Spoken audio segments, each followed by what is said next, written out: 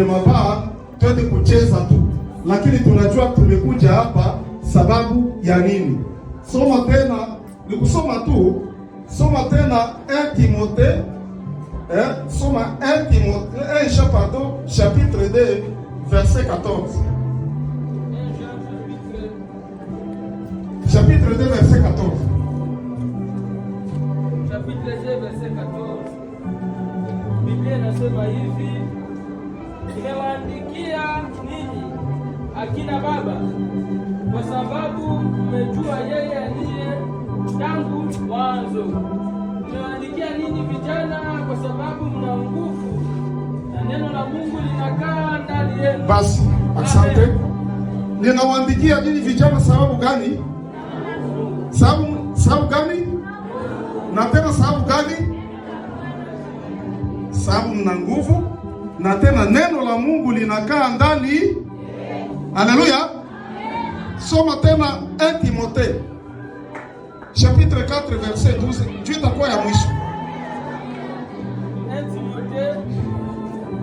1 Timothée chapitre 4 verset 12. 1 Timothée chapitre 4 verset 12, maandiko yanasema hivi: mtu awaye yote asidharau ujana wako, bali uwe kielelezo kwao waamini. Yote asiudharau ujana wako, bali uwe kielelezo. Kwa nini? Kwa nini?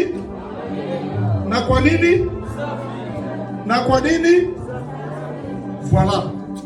Hatukuje hapa tu njoo tuende kucheza tu, tucheze, lakini sisi tena njoo tuwe kielelezo. C'est-à-dire que nous sommes le modèle. Na hii kanisa ya kesho ni nyinyi vijana. L'église de demain, vous constituez l'avenir de l'église. Sasa hapa tuko mkanisa méthodiste libre, tuseme kama vous constituez même l'avenir de l'église méthodiste libre. Na wakati nyinyi ndio muna constituer avenir ya kanisa, munapaswa muwe vielelezo katika mambo yote. Na mutakimbia nini katika maisha yenu? Mutakimbia nini? Mutakimbia nini? Haya, ni kusema kama wakati tunakuja katika sherehe kama hizi, tunakuja na tunaona kama Mungu njoo iko pale. Hawa wenye waliinisie hii programe waliongozwa na Roho Mtakatifu. Na kama mnakuja hapa mjue kama ni Mungu njoo iko pamoja nanyi hapa.